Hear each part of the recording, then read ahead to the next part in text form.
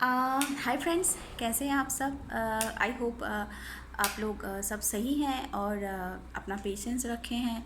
इस दौरान आपको पता है कि अभी सिचुएशन नॉर्मल नहीं है, तो स्पेशली जो प्रेग्नेंट लेडीज़ है एंड जो मॉम है, उनको तो और ज़्यादा पेशेंस की ज़रूरत है इस टाइम पे। तो आई होप आप लोग सब अच्छा कर रहे हैं। आज मैं जिस टॉपिक के बारे में बात करने जा रही हूँ वो है बेबीज़ के माइलस्टोन। वैसे तो बेबीज़ के माइलस्टोन कई सारे हैं, क्योंकि बेबीज़ जो होते हैं वो सारे सब कुछ नया नया सीखते हैं। तो उनके लिए हर एक लेसन, हर एक चीज़ उनके लिए नया ही होता है, तो वो एक एक माइलस्टोन के बराबर होता है। पर कुछ 4-5 माइलस्टोन हैं जो कि बेबी के ग्रोथ एंड उनके ठीक हिसाब से उनकी सारी एक्टिविटी चल रही है कि नहीं चल रही है, वो डिपेंड करता है। इसलिए हम 4-5 माइलस्टोन को ज़्यादा मॉनिटर करते हैं या ऑब्जर्व करते हैं। आज मैं आप लोगों से वो 4-5 माइलस्टोन के बारे में बात करूँगी बेबीज़ के, जो कि बीइंग ए मॉम आपको, नॉट ओनली मॉम, आप फादर हैं तो आपको भी अपने बेबी के अपने बेबी के अंदर ये सारी माइलस्टोन ठीक टाइम पे आ रहा है कि नहीं, वो ऑब्जर्व करते रहना चाहिए। मैं सारांश के टाइम पे मतलब अभी भी करती हूँ, और जब से ये सारी चीज़ें उसने भी स्टार्ट किया था तो मैं ये सारी नोट डाउन करती थी कि वो किस टाइम पे कर रहा है और लेट कर रहा है कि ठीक टाइम पे कर रहा है कि एवरेज टाइम पे कर रहा है। मैं एक चीज़ आपको बताऊंगी जो कि मैं हर वीडियो में बोलती हूँ कि देखिए, आप कभी भी अपने प्रेगनेंसी को या अपने बेबी के जैसे भी ग्रोथ हो रही है या अपने बेबी की कंडीशंस को कभी भी किसी के साथ भी कंपेयर मत कीजिए, प्लीज़ प्लीज़ प्लीज़। क्योंकि ऐसे मैं देखती हूँ बहुत सारे लेडीज़ और बहुत सारे मॉम्स कभी कभी सोचते हैं कि उसके बेबी के साथ ऐसा हो रहा है, मेरे बेबी के साथ क्यों नहीं हो रहा है, या उसके बेबी के साथ ये हो चुका है तो मेरे बेबी को अभी टाइम क्यों लग रहा है। प्लीज़ ऐसा मत सोचिए, क्योंकि हर बेबीज़ को अपना टाइम चाहिए होता है। वो लोग अपने हिसाब से ही उनका प्रोग्रेस होता रहता है हर चीज़ में। तो प्लीज़ आप टेंशन मत लीजिए, स्पेशली किसी और को देख के। कुछ बेबीज़ का 1-2 महीना आगे पीछे होता है, वो ठीक है, नॉर्मल है। अगर बहुत ज़्यादा एक्सटेंड कर रहा है या आपको लग रहा है कि नहीं, ये तो इसको 4 महीने में सीख जाना चाहिए था, पर अभी 8 महीना हो गया या 6-7 महीना हो गया, अभी भी वो ये चीज़ उसकी कोई भी उसके कोई भी लक्षण आपको बेबी के अंदर नहीं दिखाई दे रहा है, तो आप अपने डॉक्टर से ज़रूर कंसल्ट कीजिए कि ऐसा क्यों हो रहा है या ऐसा। पर किसी ने अगर 4 महीने में सीख लिया तो आपके बेबी को भी 4 महीने में सीखना चाहिए या 3 महीने में सीखना चाहिए, ये सोच के प्लीज़ स्ट्रेस मत लीजिए। क्योंकि अगर आप स्ट्रेस लेंगे तो आप वो स्ट्रेस अपने बेबी पे डालेंगे और आपकी बेबी भी इसे फोर्सफुली करने की कोशिश करेगा, जो कि सही नहीं है। ओके, आज अभी जो माइलस्टोन है मैं वो आपको बताने जा रही हूँ। एक तो है बेबी के रोलिंग, बेबी रोल करता है right and left, right and left. Then baby की क्रॉलिंग, बेबी क्रॉल करता है धीरे धीरे धीरे धीरे। देन बेबी की स्टैंडिंग, वॉकिंग। देन बेबी की टॉकिंग। तो ये है बेबी के 4-5 माइलस्टोन जो आपको ऑब्जर्व करते रहना चाहिए कि किस टाइम पे बेबी कर रहा है। तो सारांश के टाइम पे मैं अपना ओपिनियन शेयर करूँ। देखिए, मुझे भी बहुत सारे लोग बोलते थे कि अच्छा सारांश ऐसा कर रहा है वैसा कर रहा है, तो वो लोग ऑलरेडी मॉम बन चुके हैं। वो लोग मैं कुछ बोलूँ उससे पहले वो अपना अपना अपना अपना एक्सपीरियंस बोल देते थे, और कि अच्छा ये ऐसा टाइम लग रहा है तो हमारा बेबी इस टाइम पे सीख लिया था। तो मैं कभी भी मैं कभी भी स्ट्रेस नहीं लेती थी, इवन अभी भी नहीं लेती हूँ कि ठीक है, अगर सही तरीके से मैं अपने पेडिट्रिशियन से ज़रूर बात करती हूँ कि ये इस टाइम पे ऐसा कर रहा है तो ये सही है। तो अगर वो सही बोलते हैं तो मैं स्ट्रेस नहीं ले रही हूँ ज़्यादा। तो जो है रोलिंग की, रोलिंग है, बेबी रोल करना स्टार्ट करता है। नॉर्मली ये 3 से 4 महीने के बीच में स्टार्ट कर देता है बेबी। 5 महीना भी हो सकता है, पर 4 महीने से स्टार्ट कर देते हैं बेबी। 4.5 महीने से सारांश मैंने ऑब्जर्व किया था, 4 क्रॉस करने के बाद भी 2-3 हफ्ते बाद उसने रोल करना स्टार्ट किया था इधर उधर। तो 5 महीने के होते होते वो टोटल रोलिंग करना स्टार्ट कर दिया था। एंड वो राइट राइट करता था, राइट राइट करता था, राइट लेफ्ट नहीं करता था। एक ही तरफ पहले करता था, और उसी एक ही तरफ करते करते वो रोल होता रहता था।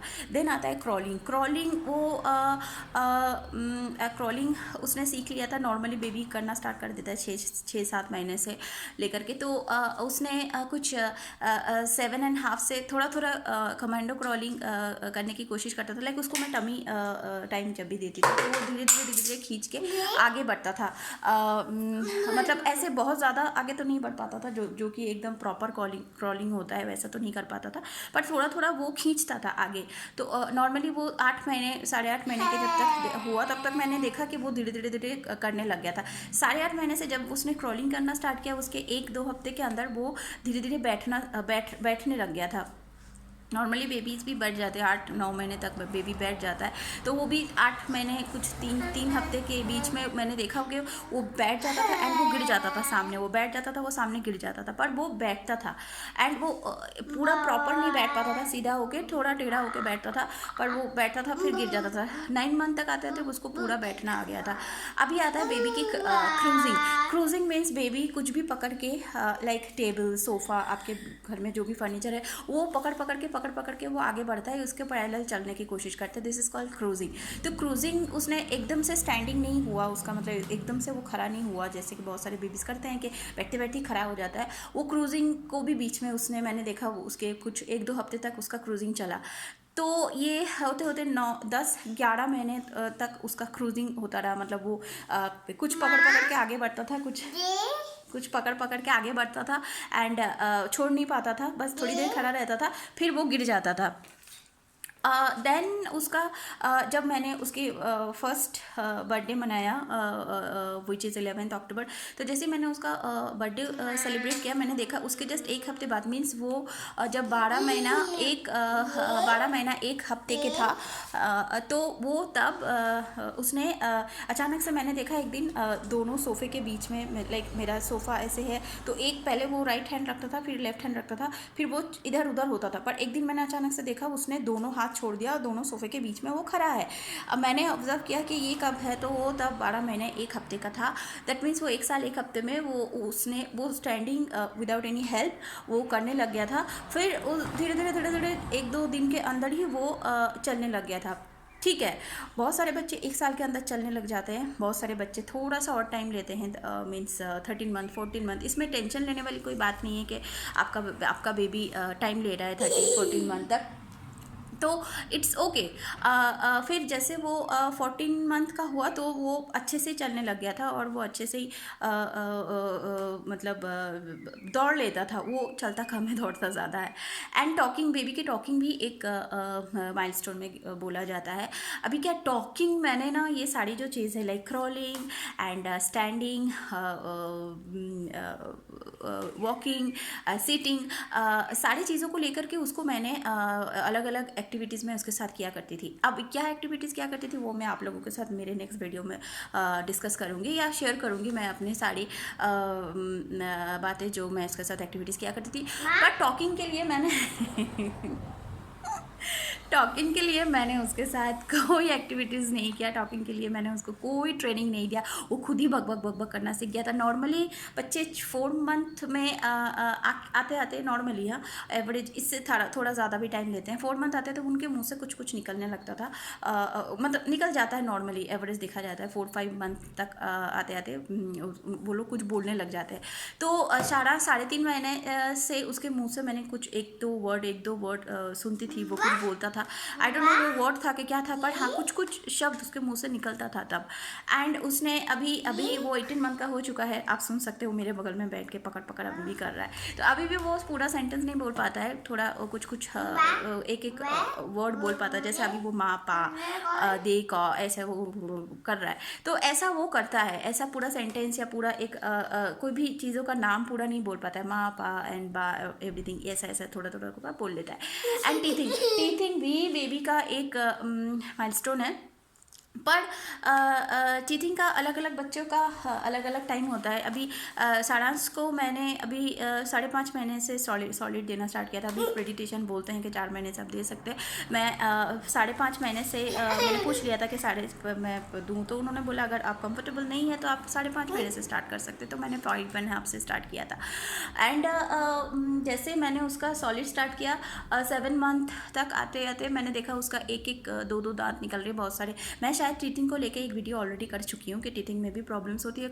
कई मॉम को फील होता है कि टीथिंग के टाइम पे बच्चे रोते हैं क्योंकि उनको वो दर्द होता है गम्स में। तो डॉक्टर्स देते हैं, अलग अलग डॉक्टर्स अलग अलग मेडिसिन एंड अलग अलग कुछ प्रिस्क्राइब करते हैं बच्चे के लिए। पर मेरे डॉक्टर कुछ भी ऐसे मेडिसिन नहीं दिए थे।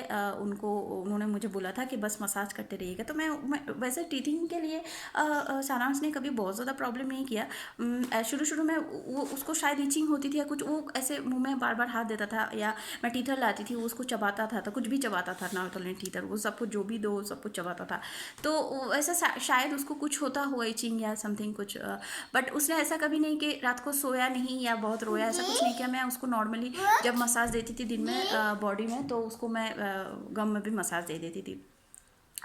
अभी नॉर्मली उसका टिथ बेबी कौटा दांत अभी उसके नॉर्मली शायद या 10 दांत आ चुके हैं। तो अभी वो 10 दांत खाली उसका दिखाने का है। अभी तक वो चबाता नहीं है खाना, उसको मुझे पेस्ट करके ही देना पड़ता है। एंड वो सारी दांत सामने के हैं, खाली दिखाने का काम का कुछ नहीं है। तो ओके, ये है बेबीज़ के कुछ माइलस्टोन्स। आपको मैं बताऊंगी, प्लीज़ आप इन सारी चीज़ों का मैंने आपको टाइम बताया कि इस टाइम पे ये हो जाता है। आप प्लीज़ कि आप प्लीज़ इस चीज़ को लेके स्ट्रेस मत लीजिएगा कि उसका बेबी ऐसा कर रहा है, मेरे बेबी के साथ क्यों नहीं हो रहा है। प्लीज़ स्ट्रेस मत लीजिए। सारे बेबी को अपना टाइम चाहिए होता है। एंड ऐसा कुछ नहीं है। अगर आपका बेबी आप देखोगे कि बैठ रहा है और फिर खड़ा हो जा रहा है, क्रॉलिंग नहीं कर रहा है, क्योंकि बहुत सारे बेबीज़ करता है। मैं शुरू में देखती थी उसको क्रॉलिंग में इंटरेस्ट नहीं आता था, तो मुझे ऐसा लगता था कि शायद वो बैठेगा फिर सीधा खड़ा हो जाएगा। पर कुछ दिन एक हफ्ते बाद वो क्रॉलिंग करना स्टार्ट कर दिया था। पर ऐसा अगर होता है, बहुत सारे बच्चों के साथ होता है कि वो अगर क्रॉलिंग नहीं कर रहे, तो ऐसा नहीं है कि आपका बच्चा नॉर्मल नहीं है, हो सकता है क्रॉलिंग नहीं करे। पर हाँ, आप अपने डॉक्टर से ज़रूर बात कर लीजिए कि अगर डॉक्टर बोले कि हाँ सब कुछ नॉर्मल है एंड बेबीज़ के साथ सारी एक्टिविटीज़ करते रहिएगा। बेबीज़ के साथ एक्टिविटीज़ करना बहुत ज़रूरी है। ये मैं बताऊँगी कि प्लीज़ बच्चे को खाली खिलाना एंड सुलाना ऐसा मत कीजिए। बेबीज़ के साथ अलग अलग टाइम पर अलग अलग एक्टिविटीज़ ज़रूर किया कीजिए। अब मेरा आधे से ज़्यादा टाइम इसमें जाता है, आधे से ज़्यादा टाइम मेरी एक्टिविटीज़ में थक जाती हूँ। पर बहुत ज़रूरी है कि इस टाइम पे, क्योंकि उनकी ब्रेन की, उनकी सारी चीज़ों की ग्रोथ होती है, तो इस टाइम पे बहुत ज़रूरी है कि आप उसके साथ, बच्चों के साथ अलग अलग टाइम पे अलग अलग चीज़ों की एक्टिविटीज़, अलग अलग गेम्स, अलग अलग चीज़ें करते रहो। आजकल तो बहुत सारे ऐसे सॉफ्टवेयर आ गया है, ऐसे आप कुछ भी डाउनलोड करके भी चेक कर सकते हो कि किस एज में क्या करना चाहिए। बहुत कुछ आजकल मिल जाता है। आसानी से आप सीख सकते हो, जान सकते हो। या फिर आपके जो भी पेडिट्रिशियन, उनसे बात करो। मेरी नॉर्मली पेडिट्रिशियन मुझे बहुत ज़्यादा गाइडलाइन देती है एंड वो मुझे एक लिस्ट दे देती है कि किस टाइम पे मुझे क्या करना चाहिए, तो मैं उस हिसाब से करती रहती हूँ। ओके दोस्तों, अभी सारांश के बात करना स्टार्ट कर दिया है एंड उसका थोड़ा सा भी खेलने का भी टाइम है। तो मैं अगली बार ज़रूर आप लोगों के साथ एक्टिविटीज़ को लेके मेरी एक्सपीरियंस शेयर करूँगी। तब तक आप अच्छे से रहिए, अपने डाइट का बहुत अच्छे से ध्यान रखिए। एंड शायद हाँ, अभी शायद कोरोना वायरस तो उतना ज़्यादा शायद उस हिसाब से हैंडल नहीं हो पाया है, पर थोड़ा बहुत स्लो डाउन हुआ है इसकी जिस हिसाब से ये बढ़ रहा था। पर इसका मतलब ये नहीं कि ठीक है आप बेझिझक रहो, आप सारी प्रिकॉशंस लेते रहो। जो भी है आपको पता है, ऐसा नहीं कि ठीक है अभी धीरे धीरे कम हो रहा है तो ऐसा आप बिंदास घूम रहे हो, बिंदास सब कुछ, प्लीज़ मत करो। आप जितने भी सारे प्रिकॉशंस है उसको फॉलो करो एंड बहुत अच्छे से अपने आप को सेफ रखो, बच्चे को सेफ रखो, अपने पूरे फैमिली को सेफ रखो आप। एंड अपना सबसे पहले तो आप अपना ध्यान रखो। अगर आप प्रेग्नेंट है तो भी, अगर आप डिलीवरी कर चुके हैं तो भी, अगर आपके छोटे से बेबी है तो भी, क्योंकि आपको पता है आपको कितना ज़्यादा पूरे दिन हार्ड वर्क करना पड़ता है बेबी के साथ। तो सबसे पहले आप अपना ध्यान रखो, क्योंकि अगर आप सही रहोगे, आप हेल्दी रहोगे, तो आप अपनी फैमिली का अच्छे से ध्यान रख पाओगे। ओके, मैं नेक्स्ट टाइम ज़रूर अपनी एक्सपीरियंस शेयर करूँगी बेबीज़ की एक्टिविटीज़ के साथ। तब तक आप खुश रहो, अच्छे रहो एंड अपने डाइट का बहुत अच्छे से ध्यान रखिए प्लीज़।